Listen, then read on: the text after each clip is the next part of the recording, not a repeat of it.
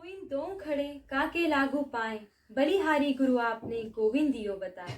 नमस्कार, मैं शिवानी पंडित एक बार फिर आपका स्वागत करती हूँ हमारे चैनल गैंग्स ऑफ मीडिया में। हर कोई कामयाब होना चाहता है और कामयाबी की सीढ़ियों पर चलना हमें गुरु ही सिखाता है। आप सभी को हमारी टीम की ओर से शिक्षक दिवस की हार्दिक शुभकामनाएं।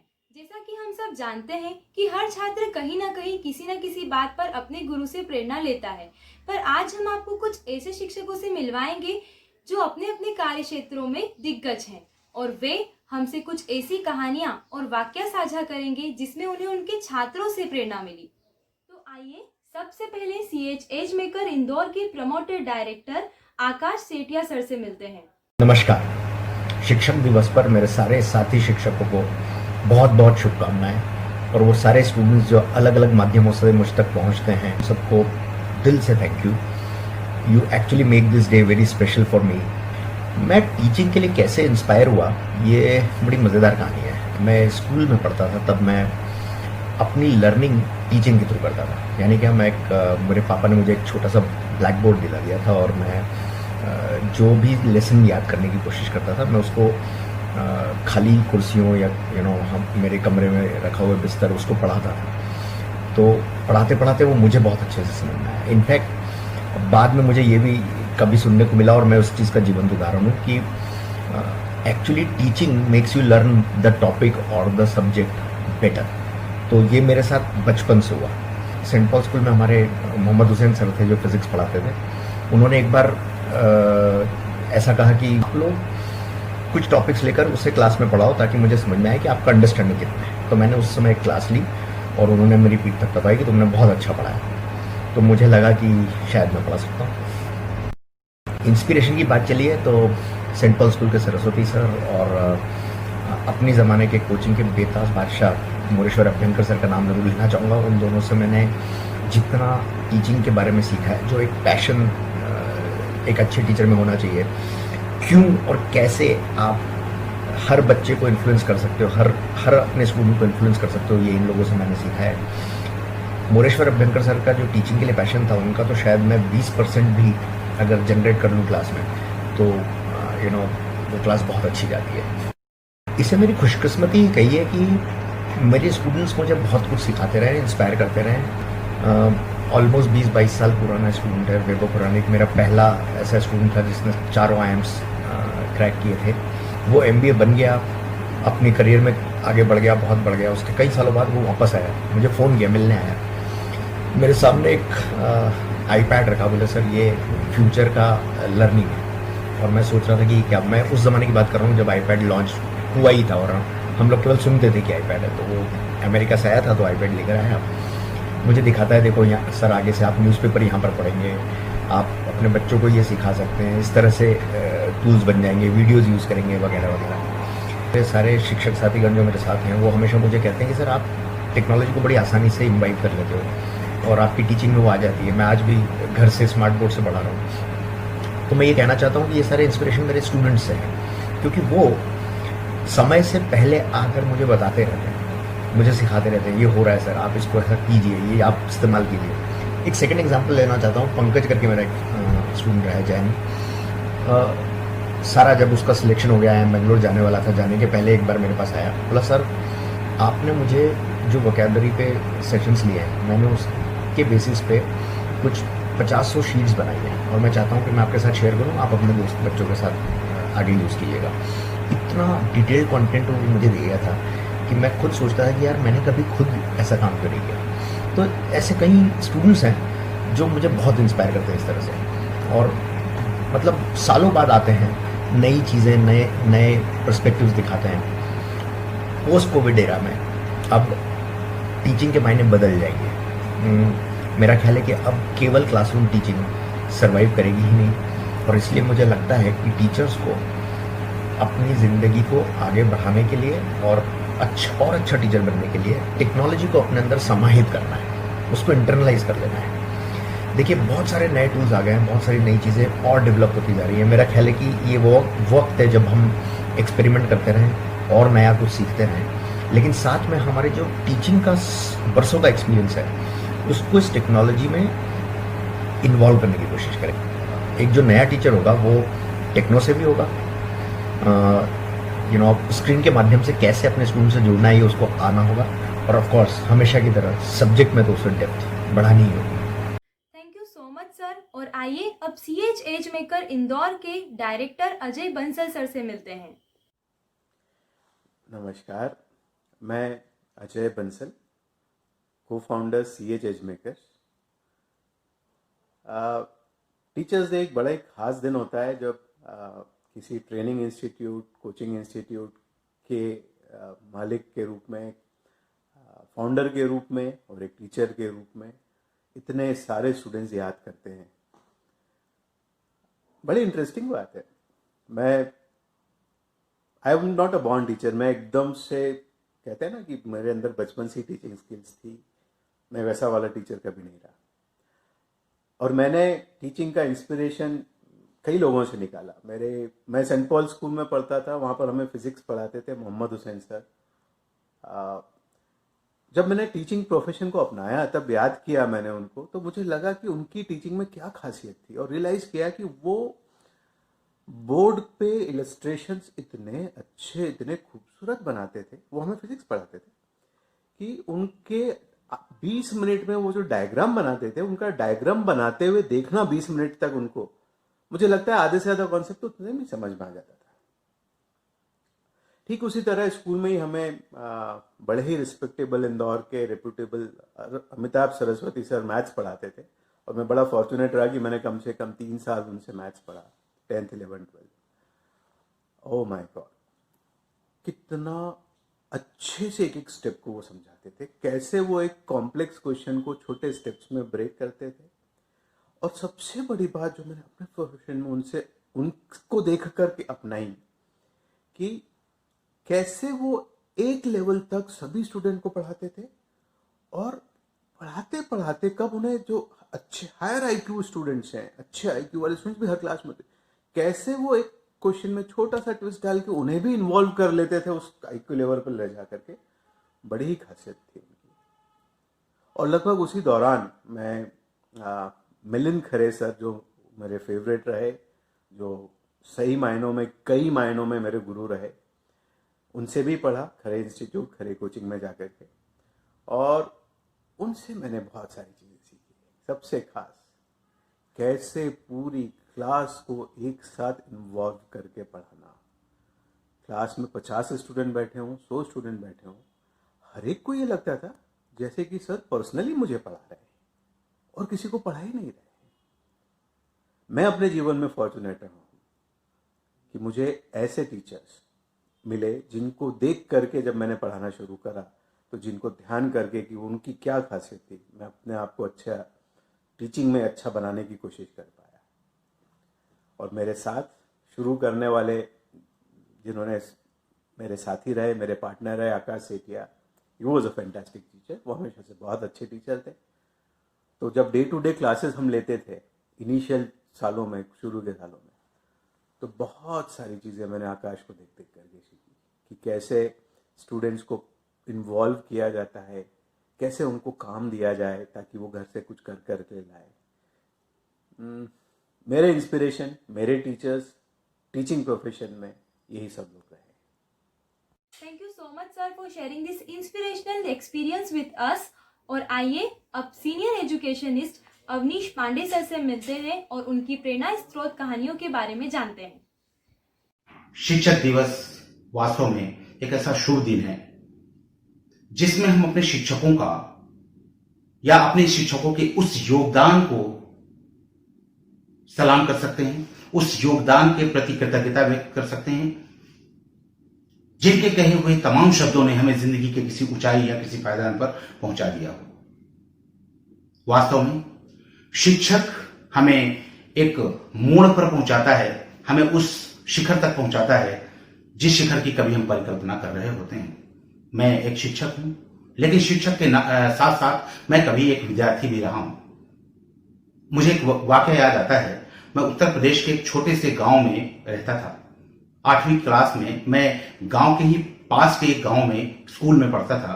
वहां पर एक शिक्षक हुआ करते थे, श्री कुंवर बहादुर सिंह, जो हमें हिंदी के साथ साथ आर्ट एंड क्राफ्ट भी पढ़ाया करते थे।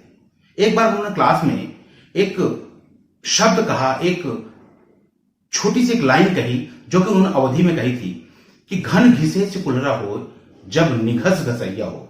Cube of the blacksmith might be as sharp as axe when it's consistently rubbed.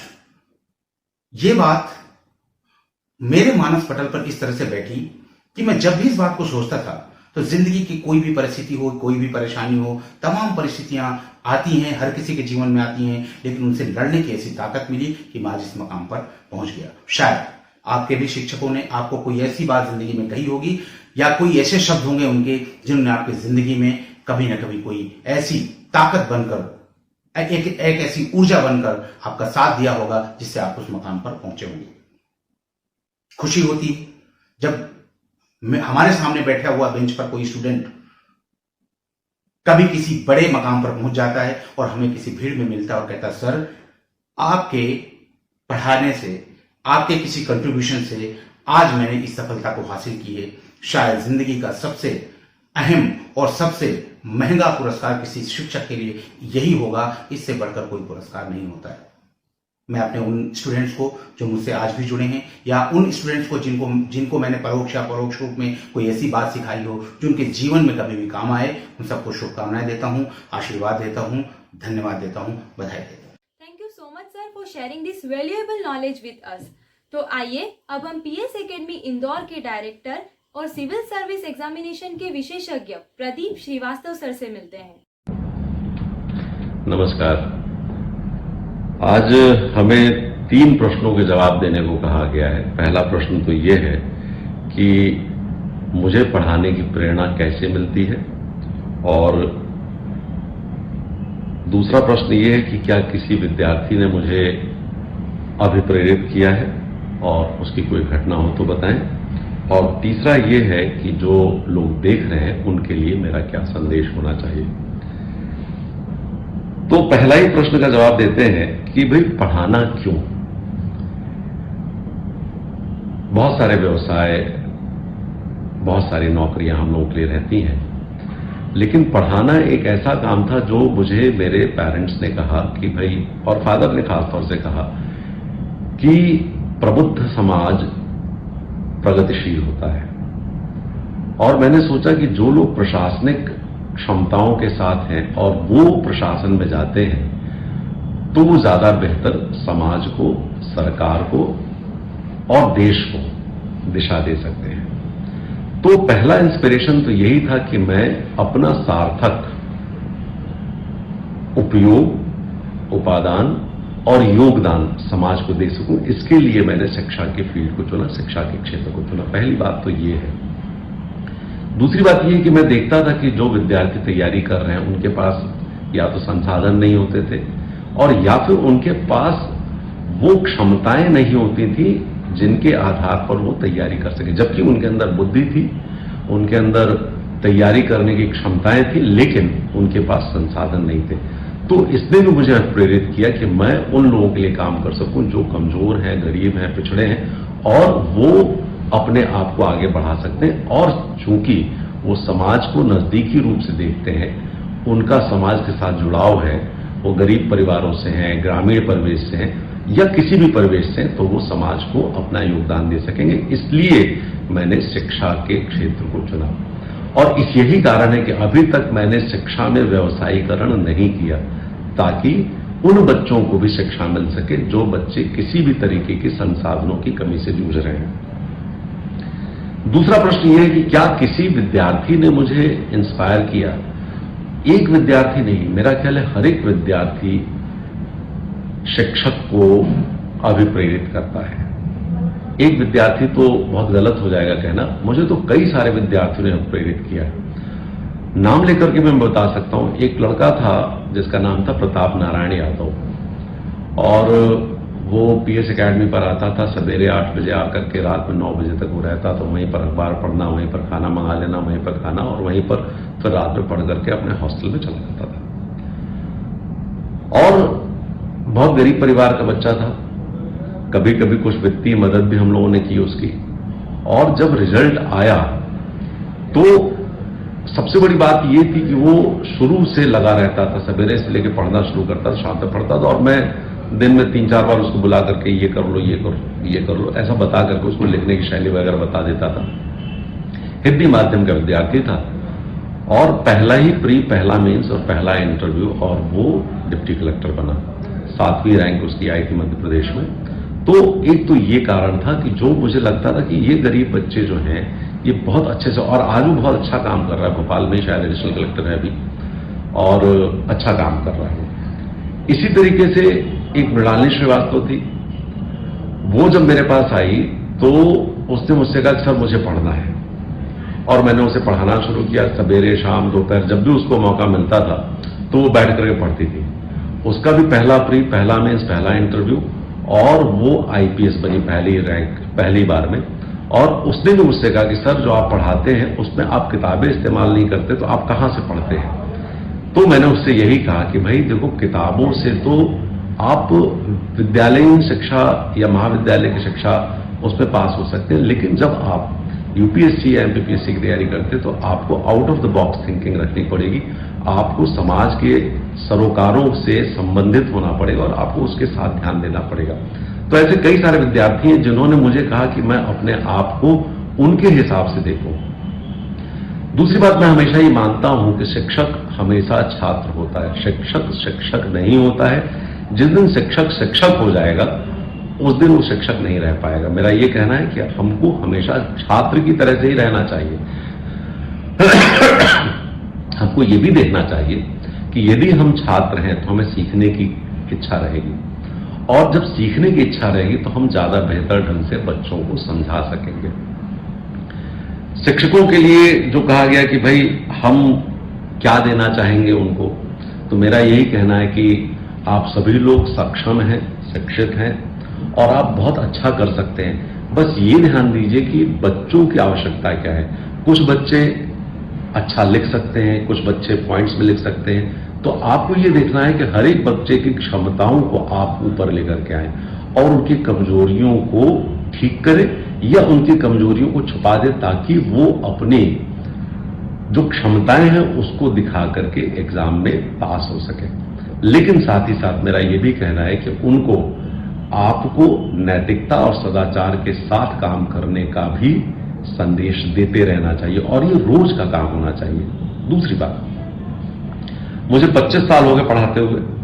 इन 25 सालों में जो पहली बैच के मेरे स्टूडेंट्स थे वो भी आज मेरे कांटेक्ट में हैं, और जो आज अभी बच्चे पढ़ रहे हैं वो भी कांटेक्ट में, और सबके नाम मुझे पता है, और वो समय समय पर मेरे पास आते रहते हैं और अभी भी वो मार्गदर्शन लेते हैं। मतलब हमारे बच्चे तो अब कमिश्नर के स्तर तक पहुंच गए हैं, संभागायुक्त भी हो गए हैं, और कई सारे बच्चे अलग अलग जगहों पर प्रशासनिक अधिकारी हैं, लेकिन अभी भी वो मिलते हैं और उनके अंदर वही छात्र भाव है, लेकिन मेरे अंदर भी उनके साथ प्रेम भाव है।